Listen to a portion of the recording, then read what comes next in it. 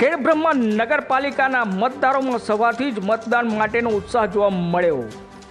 વૃદ્ધ મતદારોએ પણ ઉત્સાહથી મતદાન કર્યું। વોર્ડ નંબર 2માં બસ સ્ટેન્ડ વિસ્તારમાં રહેતા પટેલ પાનીબેન દોલાભાઈએ 95 વર્ષની ઉંમરે પોતાના મતનો અધિકાર ઉપયોગ કરી મતદાન મથક ઉપર આવી મતદાન કર્યું।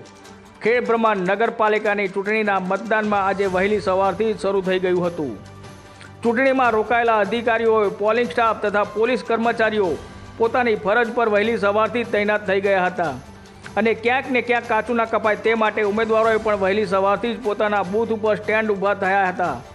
ત્યારે ખેડબ્રહ્મામાં સવારથી જ મતદાન મથકો ઉપર મતદારોની લાંબી લાઈનો જોવા મળી હતી।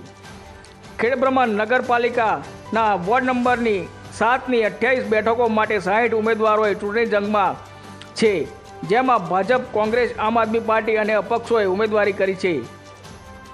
ત્યારે વોર્ડ નંબર 3માં આમ આદમી પાર્ટીના ઉમેદવારે ભાજપ ઉમેદવારને ટેકો જાહેર કરીને ચૂંટણીમાંથી ખસી જતા હવે 59 ઉમેદવારોએ જંગ ખેલાશે। ખેડબ્રહ્મા તાલુકાની શાળા નંબર 2માં સવારથી જ મતદારો મતદાન મથકો ઉપર મતદાન કરવા માટે ઉત્સાહ જોવા મળી રહ્યો હતો। ત્યારે સવારે 10 વાગે મતદારોની ભાઈઓ અને બહેનોની લાંબી લાઈનો જોવા મળી હતી। ત્યારે મતદાન મથકો ઉપર અચાનક જ વીજ પુરવઠો બંધ થતાં થોડાક મિનિટો માટે અંધારપટ છવાઈ ગયો હતો। રિપોર્ટર જયેશ ઠાકોર સાથે શૈલેષ પટેલ, સાબરકાંઠા।